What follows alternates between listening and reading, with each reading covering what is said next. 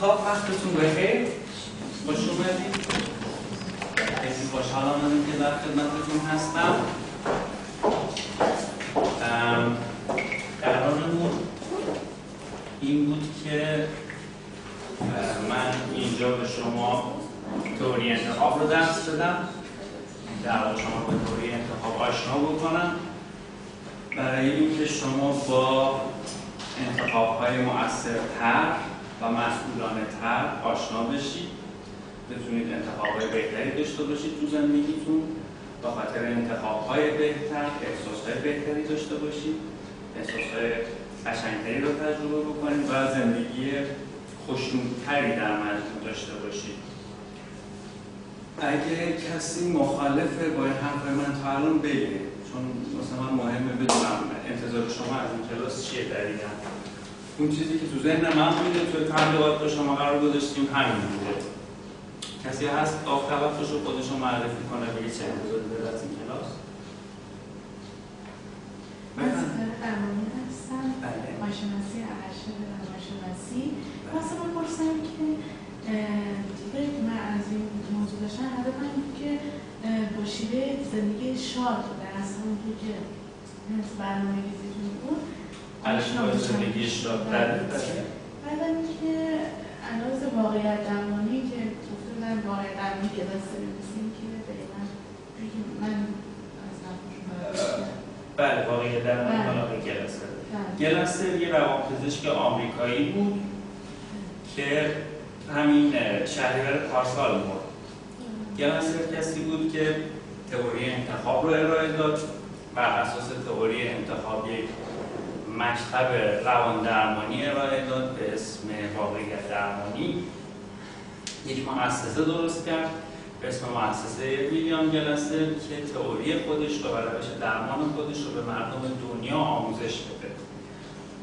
گلاسر به این مشهوره که خودش نظریه خودش رو حداقل تو زندگی خودش نشون داد که جواب میده. خودش آزمود، یعنی خیلی وقتا بحث اینه که میگن که اگر طبیب بودی سر خود دوا بکردی، ولی گلاسر تو زندگی خودش نشون داد که نظریه‌اش جواب میده، نظریه‌اش کارآمده. بعد از اینکه همسر اولش فوت کرد دوباره ازدواج کرد با یک خانم دیگه و اتفاقا با همدیگه نشستن کتاب نوشتن در مورد زندگی شادتر یا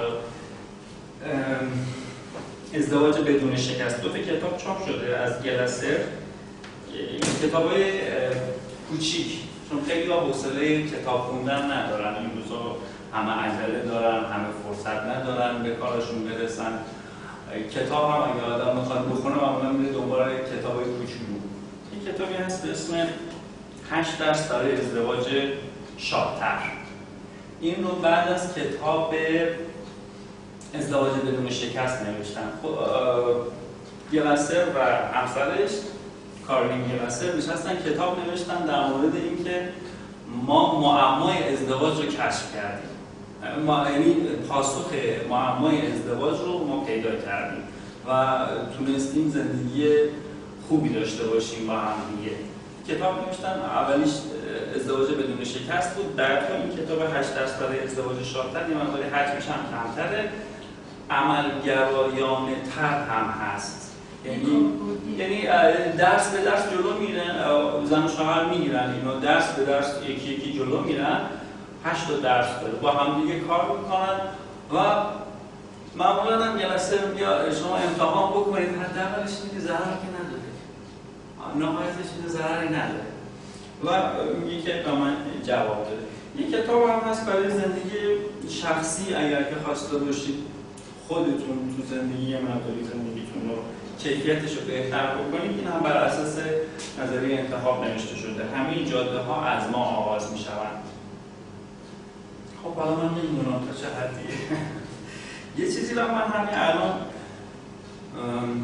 لازم میدونم اعتراف بکنم، اونم اینه که اولا من از مؤسسه ویلیام گلاسر گواهی مربیگری ندارم، من گواهی واقعیت درمانی دارم از مؤسسه ویلیام گلاسر دوم اینکه من برای برگزاری این کلاس هیچ گونه هماهنگی با مؤسسه ویلیام گلاسر انجام ندادم. این کلاس رو خود من به این نتیجه رسیدم بهتر برگزار بکنم که مردم دست کم در سطح شهرستان بیشتر با نظریه انتخاب آشنا بشن.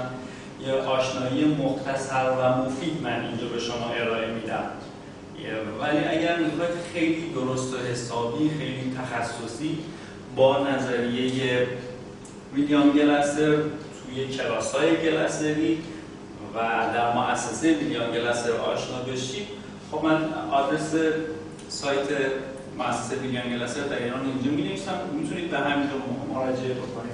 realitytherapy.ir این واقعیت درمان ریالیتی تراپی.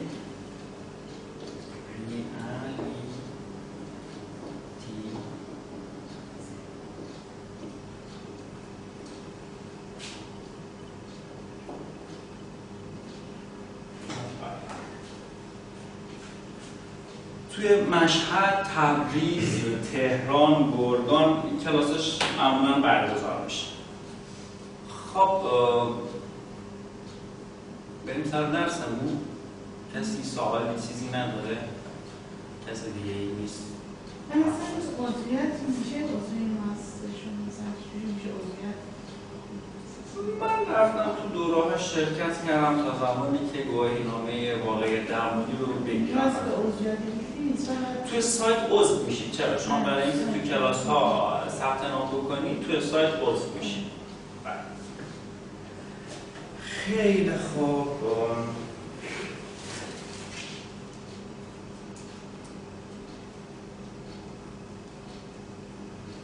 یه سکوت عجب و غریبی تو کلاس ها کردم. من احساس کنم یه جوریه. حالا شاید اطلاعات موشی در این موضوع مثلا ندارید. شاید منتظر هستید من یه حرفی بزنم بعد بریزید سر من. آره بعد بریزید سر من. خیلی خوب. خب این کلاس هم در ضمن استانداردهای کلاس‌های گلاسری رو خب نداره دیگه. تو کلاس‌های گلاسری یه استانداردهای رعایت میشه. مثلا حداقلش اینه که وقتی شاگردان میان سر کلاس جلوشون یه مقدار خوراکی هست، حالا یا نخود کشمیشی، آجینی، تخمه‌ای چیزی هست که همزمان که به درس دارن گوش میدن خب یه چیزی هم بخورن همزمان. و این استانداردهای دیگه من فقط اول کار اعتراف میکنم که این استانداردها رو اینجا من رعایت نکردم. خیلی خوب. پس مستقیما بریم سر وقت درسمون. منم که مهدی صفایی هم هستم دیگه میشناسید. من توی گوگل سرچ بکنید اکانت اینترنتی منو پیدا میکنید.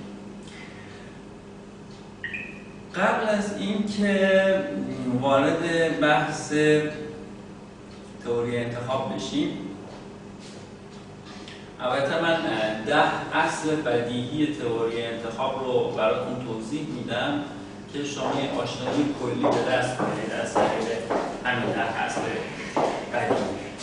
ولی قبل از اینکه وارد این بحث بشیم، یه سری پیمان ها هست که اگر میخواد به دردتون بخوره محتوای این کلاس براتون فایده ای داشته باشه، این پیمان ها رو لازمه که با خودتون ببندید. قبل از اینکه اصلا بحث رو شروع بکنیم که بگیم تئوری انتخاب چیه، چی کار میکنه، اگر میخواد واسهتون فایده داشته باشه، مفید واقع بشه، بتونید ازش استفاده بکنید، یه سری پیمان ها رو من جمع کردم که اول اینها رو مطرح بکنیم، اینها رو شما بدونید، بعد بریم سر وقت خود تئوری انتخاب و توضیحش بدیم.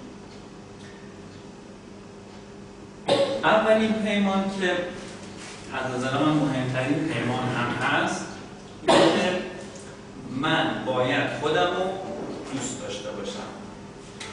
پس پیمان اول شد این: من باید خودم رو دوست داشته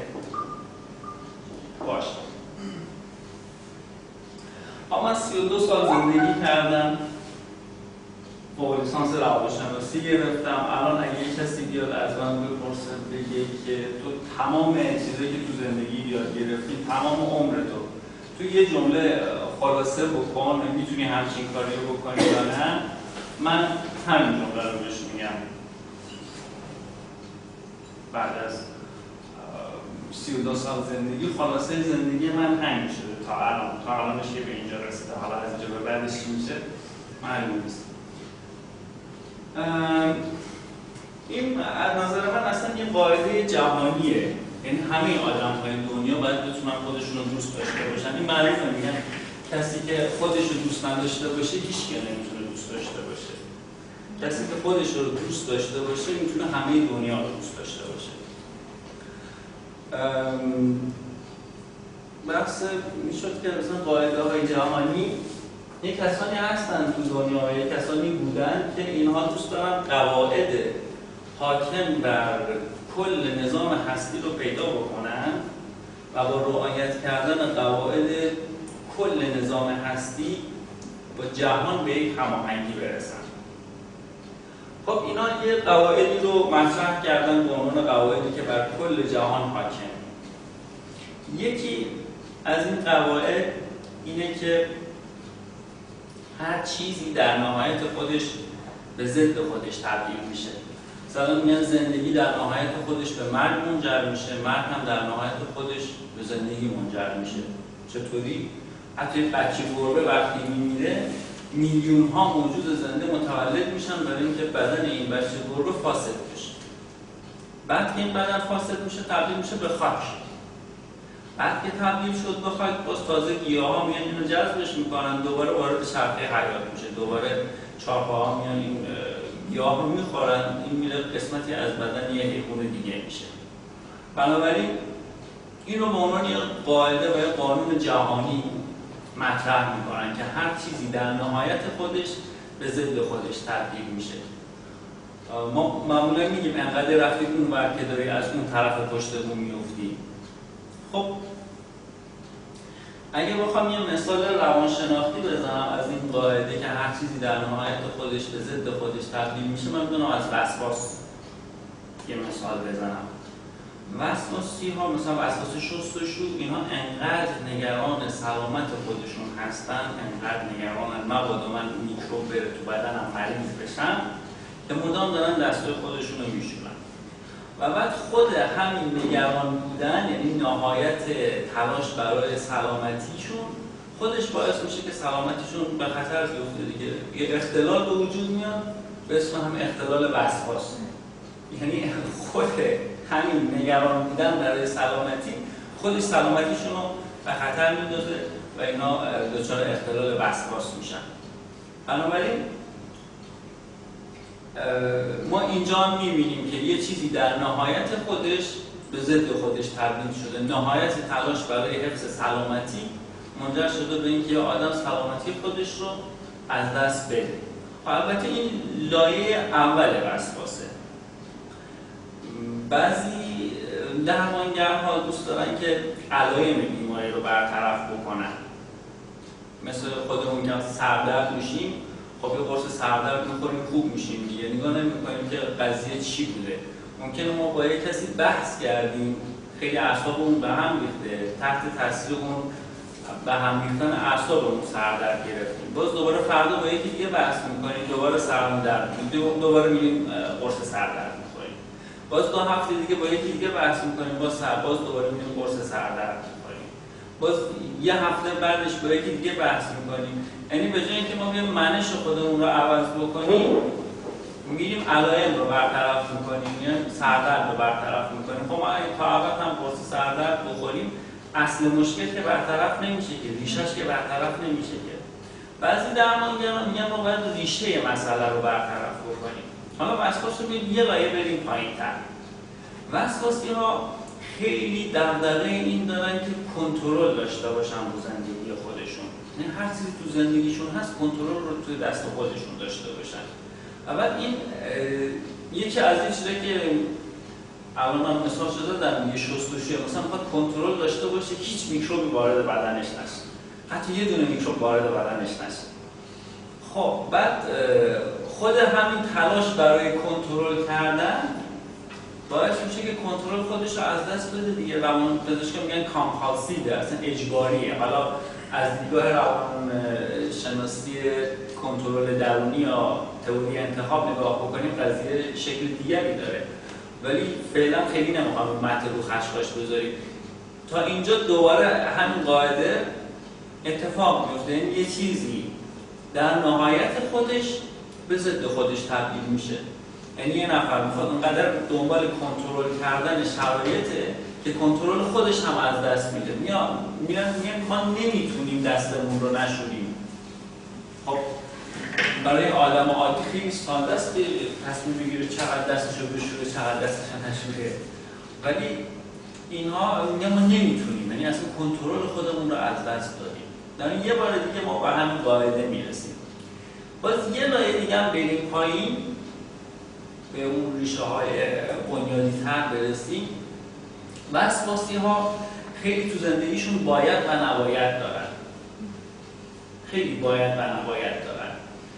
ماشین سر ساعت باید حرکت بکنه، قطار سر ساعت باید حرکت بکنه، اون نباید با من اینجوری رفتار میکرد، تو باید به حرف من گوش بکنی، این باید اینجوری باشه، اون نباید اونجوری باشه. خیلی باید و نباید دارن و به این باید و نبایدشون خیلی اهمیت میدن. و بعد انقدر به این باید و نبایدهاشون اهمیت میدن که در نهایت مهمترین باید زندگیشون رو فراموش میکنن. مهمترین باید زندگی تا جایی که من فهمیدم تا اینجای زندگی همینه، من باید خودم رو دوست داشته باشم. خب پس یه بار دیگه هم میرسیم به همین قاعده که هر چیزی در نهایت خودش به ضد خودش تبدیل میشه. و البته خب من این چیزها رو همه سرهم کردم به خاطر اینکه در نهایت باز برسم به همین. اینا ارتباطی هنوز به تئوری انتخاب نداره، ما هنوز داریم درباره اون پیماننامه صحبت می‌کنیم. بعد باز یه قاعده جهانی دیگه که خیلی بهش اعتقاد دارن، البته اونا میگن این یه قاعده جهانی، منم ادعا نمی‌کنم یه قاعده جهانی، من فقط دارم نقل قول می‌کنم. یه قاعده دیگه اینه که میگن مجازات گناه خود گناهه. یعنی هر کسی که یک گناهی مرتکب میشه به صرف اینکه اون گناه مرتکب میشه داره خودش رو مجازات میکنه. خب این قضیه هم یه مقداری به همین قاعده مرتبط میشه. همین که اصلا یکی از لحظه های قشنگ زندگی اینه که وقتی میریم جلو آینه خودمون رو میبینیم، چشممون میفته تو چشم خودمون، این احساس رو پیدا کنیم که داریم به آدم نگاه میکنیم، داریم به موجود ارزشمند نگاه میکنیم، داریم به موجودی که دوست داشتنی نگاه میکنیم. کسی که خودش انسانیت خودش رو زیر پا میذاره آیا میتونه این لذت رو تجربه بکنه؟ میتونه این احساس رو داشته باشه؟ ما توی روانشناسی دو تا اصطلاح داریم که خیلی وقتا با هم اشتباه گرفته میشن، یکی سلف استیم، یکی سلف کانفیدنس. سلف کانفیدنس یا اعتماد به نفس به تنهایی هیچ معنایی نداره. خیلی میگم پیش روانشناس میگن من اعتماد به نفسم پایین اومده. و این جمله اساسا معنایی نداره. یعنی چی من اعتماد به نفسم پایین اومده؟ اعتماد به نفس من در رانندگی پایین اومده. خب این معنا پیدا کرد. این الان قابل فهم، قابل درک. یا مثلا اعتماد به نفس من در سخنرانی اومده پایین. این اینجوری معنی پیدا میکنه. اعتماد به نفس در مورد یک مسئله است. ولی یه اصطلاحی هم داریم به اسم سلف استیم. این یعنی حرمت نفس، یعنی عزت نفس. یعنی اینکه ما خودمون رو چقدر ارزشمند میدونیم، چقدر خودمون رو آدمی میدونیم که آدمه. به زبان خیلی ساده. این پایه خودآگاهی میشه و برای سلامت روانی فوق‌العاده اهمیت داره. و خب اینم یه شکلی از پیامدهای همین احساس دیگه. وقتی که آدم عزت نفس داشته باشه، حرمت نفس داشته باشه، میتونه خودش رو دوست داشته باشه. حالا یه مقداری من روده درازی کردم سر این قضیه که این تو ذهنتون بمونه. این برای من خیلی مفید بوده، تو زندگی من خیلی به درد خورده.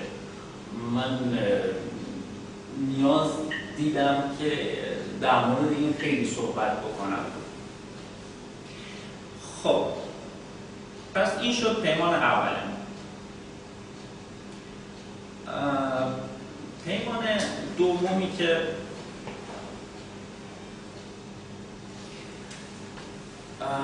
با خودمون باید ببندیم اینه که خب ما قرار خودمون دوست داشته باشیم دیگه. خب پس بنابراین ما هم نداریم خودمون رو سرزنش بکنیم. سرزنش کردن اساسا چه فایده ای داره؟ ما خیلی زیاد دیگران رو سرزنش میکنیم، خودمون هم سرزنش میکنیم، ولی هیچ وقت این فکر نمیکنیم آیا این کار ما فایده ای هم داره یا نداره. سرزنش کردن چه خاصیتی داره به نظر شما؟ عزت نفس رو پایین میاره. عزت نفس رو میاره پایین. مثل اینه که شما تو خیابون دارید میرید تصادف شده، بعد چند نفر زخمی شدن. خب بعد برای اینکه کمکشون بکنید چیکار میکنید؟ میرید اول یه فسکوتکشون میزنید تا دیگه تصادف نکنن، بعد میرید زنگ میزنید به اورژانس، یا مستقیما میرید زنگ میزنید به اورژانس. ببینید خود تفکر بعضی وقتا مشکل داره. ما معمولا دنبال مقصر میگردیم نه دنبال راه حل. یه اتفاقی میفته، یه مشکلی پیش میاد، بعد ما با خودمون فکر میکنیم که خب کی مقصر بوده، کی رو محکوم بکنیم، کی کاسه کوزه ها رو سر کی باید خراب بکنیم. ولی کسانی که تو زندگی آدم های موفق تری هستن به این فکر میکنن که خب یه مشکلی پیش اومده، حالا چیکار بکنیم که این مشکل برطرف بشه.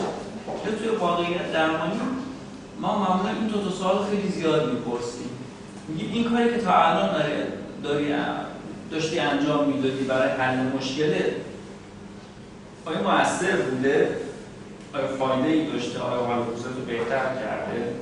خب معمولا نکرده دیگه. اگه بهتر کرده بود که بهتر میکرده که حل میکرد مشکلش رو. معمولا حل نکرده. بعد سوال بلافاصله قبل از اینکه اصلا فرصت بدیم این بشینه خودش رو سرزنش بکنه، آره من چقدر کار احمقانه‌ای کردم تا حالا، من که میدیدم این کار جواب نمیده، چون بلافاصله قبل از اینکه فرصت بکنه خودش رو سرزنش بکنه سوال بعدی رو مطرح میکنیم. میگیم خب چه کار دیگه میشه انجام داد؟ چه کار دیگه ممکنه مفید باشه؟ این اگه جواب نداده یه کاری قاعدتاً باید باشه که اون جواب بده دیگه. اون کار دیگه فکر میکنید چی باشه؟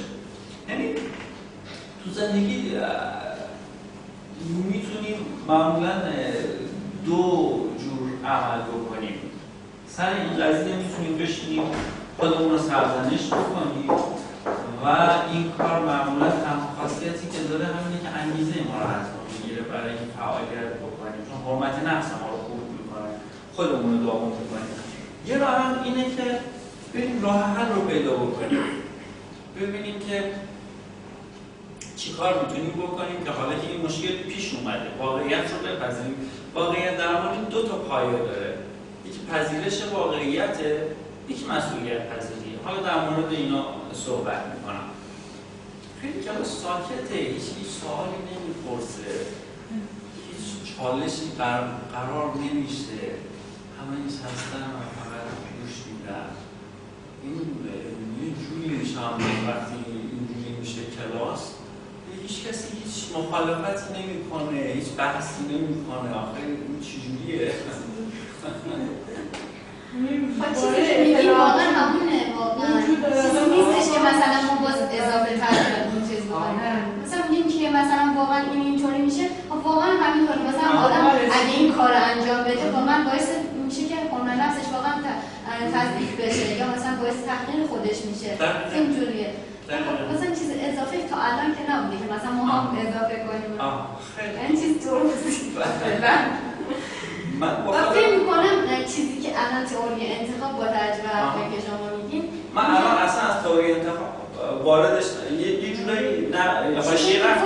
آره، ولی فکر میکنم هر نوع رفتاری که آدم خود از آدم‌ها سر می‌زنه خودش انتخابش میکنه اون رفتار رو، یعنی باعث خود انسان درش دخیل هستش. بله.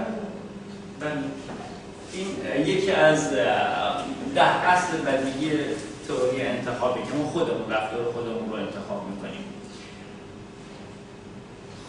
خب چند تا چیز دیگه هم هست، پیمان دیگه هم هست. یکیش اینه که خب ما با خودمون قرار گذاشتیم که خودمون رو دوست داشته باشیم، خودمون رو سرزنش هم نکنیم. خب مسئولیت تصمیم‌های خودمون رو هم در این حال باید بپذیریم.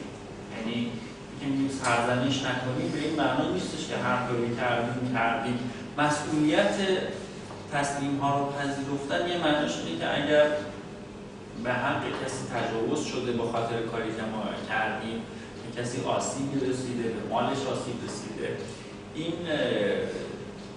مسئولیت رو بپذیریم و اون کاری که کردیم رو جبران بکنیم. و خیلی وقتا شکست که می‌خوریم توی رسیدن به هدف‌هامون به خاطر تصمیم‌هایی که گرفتیم. این خیلی مهمه که مسئولیت تصمیم‌های خودمون رو خودمون بپذیریم. یه پیمان دیگه اینه که برای رسیدن به هدف‌هامون تلاش بکنیم. حتی وقتی که حوصله نداریم بازم تلاش بکنیم. پس اینجا شد چند تا پیمان؟ 4 تا. با یکی خودمون دوست داشته باشیم، سرزنش نکنیم، مسئولیت رفتارمون بپذیریم، تصمیم گیری بعد تلاش هم برای رسیدن به تلاش بکنیم. 4 خیلی خوب. حالا یه خورده بهتر شده کوچولو در کلاس. البته ته کلاس هنوز خیلی خلوته. ولی سر کلاس یه خورده وارد بحثا شدن. خب حالا بریم سر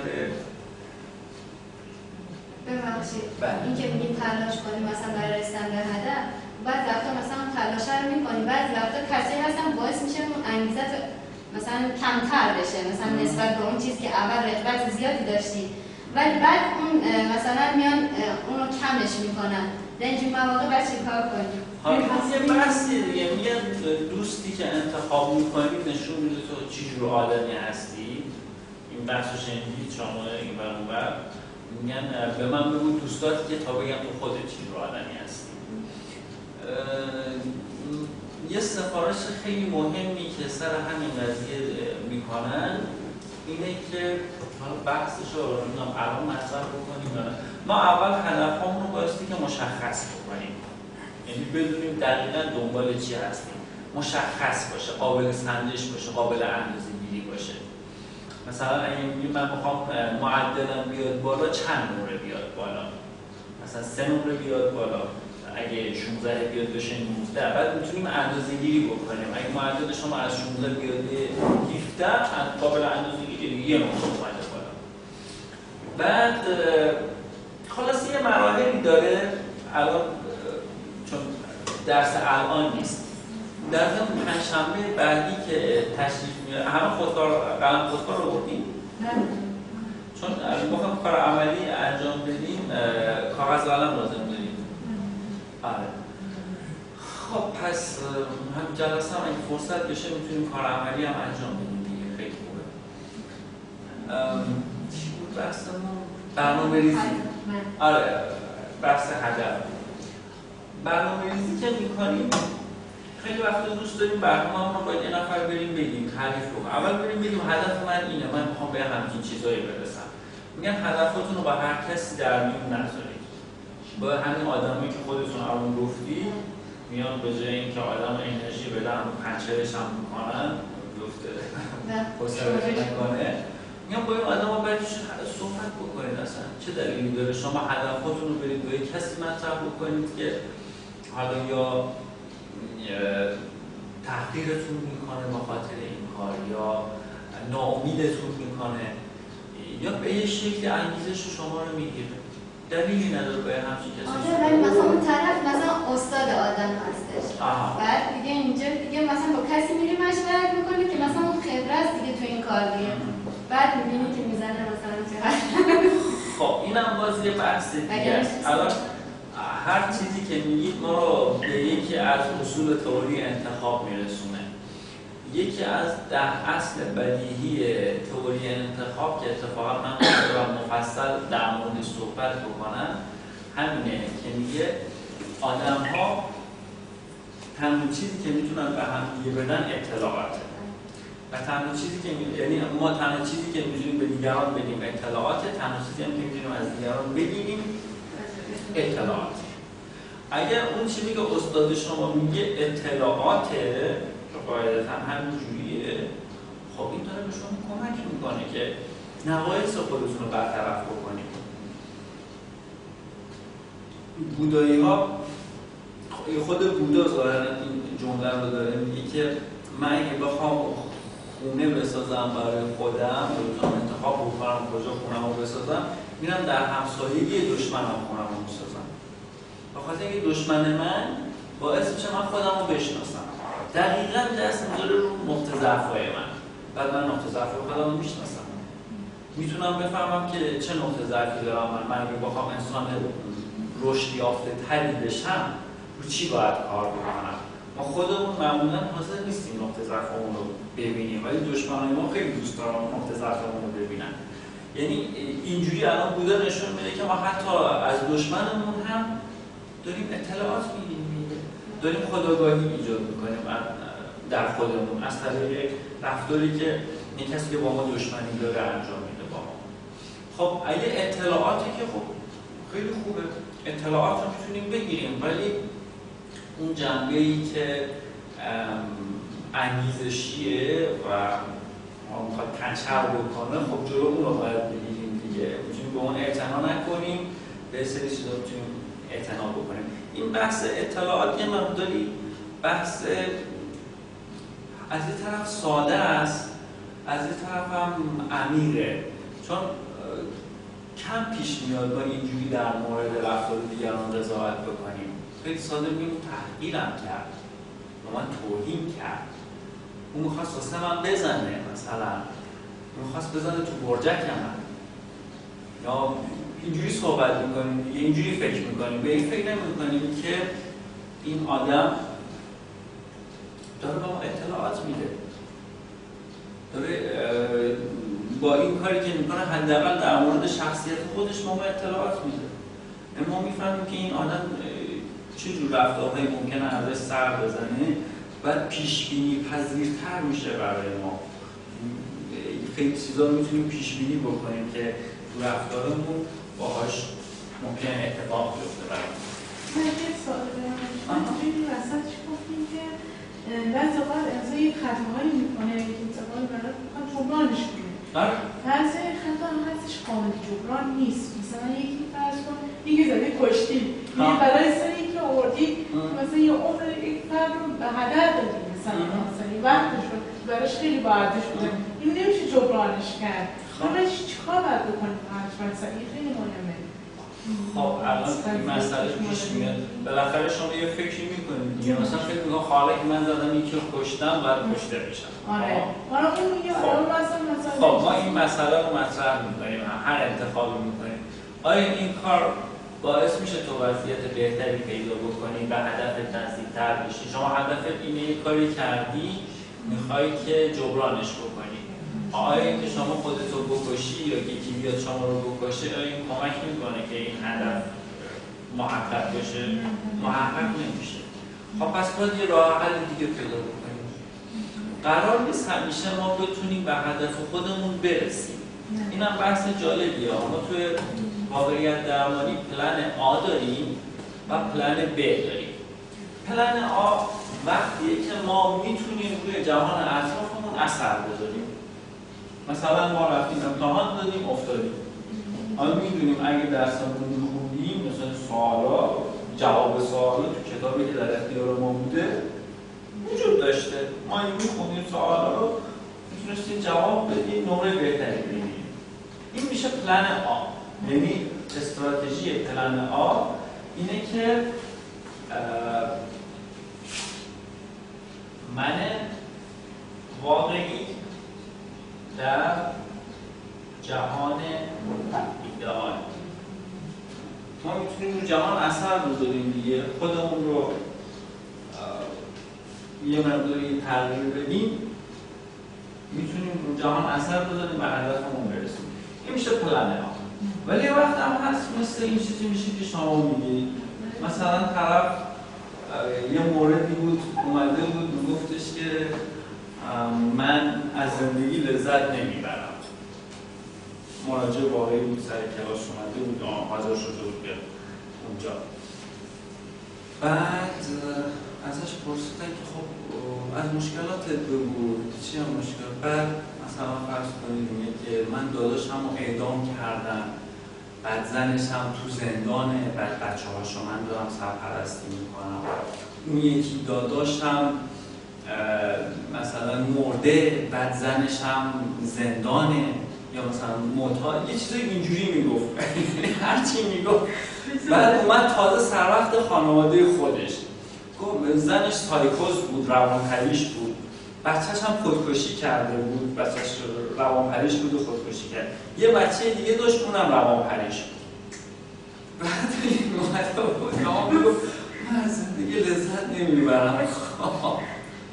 معلومه این آدم که یه همچین مشکلاتی واسش پیش اومده باشه یه جنبه خیلی کمک کننده داشت، اونم این بود که وضع مالیش خیلی خوب بود، یا از این جنبه یه مقداری وضعیت خوب بود. بقیه جنبه‌های زندگیشو که نگاه می‌کردیم، یعنی من خودم نشسته بودم نگاه می‌کردم، واقعا احساس درماندگی و عجز و ناتوانی می‌کردم. گفتم آخه یه مراجع الان بیاد همین چیزا رو به من بگه، من می‌خوام بهش بگم چیکار می‌خوام بکنم. بعد پلن بی رو استادمون سعی کرد اجرا بکنه. استراتژی پلن بی اینه که من ایدئال در جهان واقعی. اینجاش عوض کنید نه مالی که من واقعی در جهان ایدئال. آره توی یه پلن ما جهان رو میتونیم روش اثرگذار باشیم. مثلا میگم نمرمون پایین بوده، نمرمون بیاد بالا، خب روش اثرگذار باشیم. یه وقت هست ما زورمون نمیرسه، هر جوری فکر میکنیم این زورمون نمیرسه. حالا کار ندارم یه نوعی از روانشناسی یه مقداری هم داره انگار رایج میشه که اصلا اینا انگار ادعا دارن آدم ها هر کاری که بخوام بکنن تو این دنیا میتونن بکنن. یعنی مثلا من الان اگه تصمیم بگیرم رئیس جمهور آمریکا بشم، میتونم برم رئیس جمهور آمریکا بشم. یا یه نگاهی دارن که خیلی واقع بینانه نیست. ما یه محدودیت هایی داریم، هر کاری ما نمیتونیم تو این دنیا انجام بدیم. خیلی کارا رو میتونیم انجام بدیم، خیلی از مشکلات زندگیمون رو میتونیم حل بکنیم، خیلی میتونیم زندگی شادتری داشته باشیم، میتونیم احساس بهتری داشته باشیم تو زندگی خودمون و خیلی از هدفمون میتونیم برسیم. ولی هر کاری رو که نمیتونیم بکنیم. واقعیت درمانی هم اینو میپذیره که ما هر کاری رو مثل همین که میگه یه نفر مرده، حالا ما میتونیم دوباره زندهش بکنیم؟ نمیتونیم. بعد میگیم که خب حالا شما اگر میخوای خوشنودی بیشتری داشته باشی تو زندگی، احساس بهتری داشته باشی تو زندگی، شادتر باشی، خوشنودتر باشی، هپینس ترجمهش کردن شادمانگی، بحث خیلی مهمیه تو روانشناسی. خب چیکار میتونی بکنی؟ یکی از کاراش اینه که ارزش‌های خودت رو حفظ بکنی، یعنی خودت رو ارتقا بدی. اگه نمیتونی جهان اطرافت رو ارتقا بدی، خودت رو که میتونی ارتقا بدی.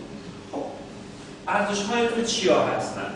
دونه ارزش‌هاشو در بیاری، می‌بینی به چه ارزش‌هایی اعتقاد داره. مثلا ارزش‌ها میتونه در حوزه فرزند پروری باشه، میتونه در حوزه اجتماعی باشه، طرف دوست داره بره مثلا مؤسسات خیریه کار انجام بده. میتونه در حوزه سلامتی باشه که این آدم سالمی باشه، مریض نباشه. در حوزه‌های مختلفی میتونه باشه.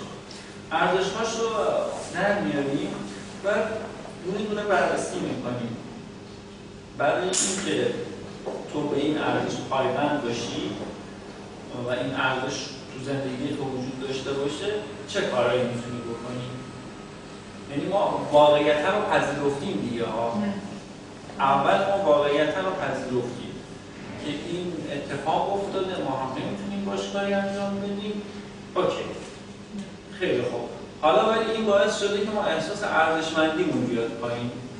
این باعث شده که ما احساس کنیم که تو زندگی شکست خوردیم، احساس بکنیم که مثلا ارزشی نداریم، برای چی ما داریم زندگی میکنیم. خب اینو میخوام برطرفش بکنیم. اینو که میخوام برطرفش بکنیم میریم رو پلن بی. این هم جواب سوالتون بود. خب مثلا نوزشی مثلا فرض کنید که ناخواسته کشی میشه، مثلا قتل غیر عمد کنی، بعد فرد احساس عذاب وجدان کنه که کاش که این اتفاق نمیافتاد.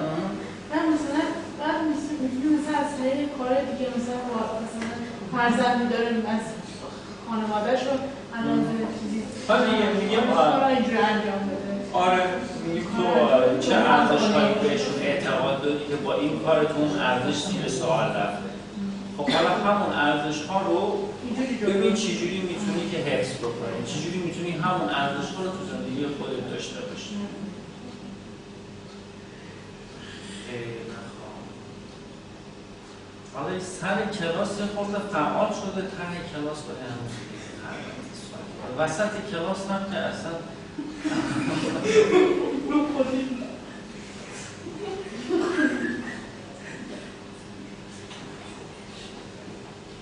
من با خودم گفتم چون دوربین روشنی شاید خیلی دوست نداشته باشن دوربین حرف بزنن، وگرنه قاعده اینه که اول کلاس آدم از همه میخواد که خودشون رو معرفی بکنن، این خود در مورد اینکه چی باعث شده بیان سر کلاس صحبت بکنن. این باعث میشه یخ بشکنه.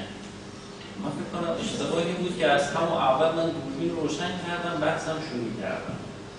حالا اینجوری شده دیگه. یه بحث دیگه هم درباره سرزنش من خواستم بگم، یادم رفته. خیلی وقتا ما که مثلا تئوری انتخاب رو یاد میگیریم، بعد تازه میفهمیم ما تو زندگیمون تا الان داشتیم اشتباه میکردیم. ولی خیلی حس حسرتباری رو میاره برای ما. آخه من که به این سادگی میتونستم بهتر عمل بکنم، چون این همه مدت من این اشتباه هم. مثلا در مورد افسردگی صحبت بکنیم. آدم باید چی افسرده میشن؟ داری که بی انگیزی از چیزی لذت نمیبرن. نه، آخه یه نگاهی داره تئوری انتخاب به خود مشکلات روانی. خود همون سرزنش خودش میکنه، بعد کم کم تو مثلا خب چرا خودش سرزنش میکنه؟ که مثلا برایش من اشتباه رفتم، فکر میکنه خب برای چی همین کار میکنه؟ حتی که افکارش منفیه. خب برای چی افکارش منفیه؟ شما ها هیچ اظهار نظری دوست ندارید انجام بدید در این مورد؟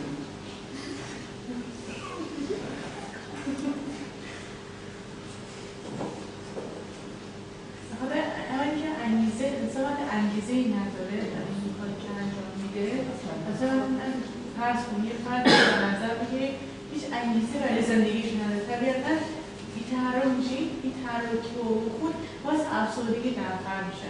یه دلیل افسردگی رو الان فکر نمی‌کنید جای چند تا کلمه رو فقط با هم عوض کردید، مثلا افسردگی کردیدش رو کنید بعد گفتید خب شما بکنم حالا به وجود میاد. اصلا اختلالای مشکلات روانشناختی چطوری به وجود میاد؟ از فکر آدم شروع میشه بالاخره. از فکر آدم شروع میشه. همه من نمیدونم رشته همه روانشناسیه یا من گفته بودم میخوام که عموم مردم بیان، یه خانم خانه‌دار، یه کاسب، یه راننده، یه کارگر، کارمند. من گفتم میخوام این کارگاهی برگزار بکنم که همه مردم بتونن بفهمن. حالا نمیدونم همه روانشناس نیستن ظاهراً، چون به نظر چند نفر تو تحصیلات روانشناسی دارن. خب ما خودمون خسته نکنیم. ببینید ما تو زندگی یه نیازهایی داریم، دنبال برطرف کردن نیازهامون هستیم. کلاس علمی ما 5 تا نیاز داریم، بهشون میرسیم صحبتشون میکنم. بعد یه وقتایی هستش که ما یه نیازی داریم، اون نیاز هم برطرف نمیشه. بعد ما یه راه حل ارائه میدیم، یعنی یه راه حل پیدا میکنیم برای اینکه اون نیازها رو برطرف بکنیم. این راه حل بعضی وقتا کارآمده، نیازمون برطرف میشه، مشکلمون برطرف میشه. یه وقتی هست کارآمد نیست، مشکلمون برطرف نمیشه. حتی همون راه حل‌هایی هم که کارآمد نیستن یه زمانی کارآمدی دارن.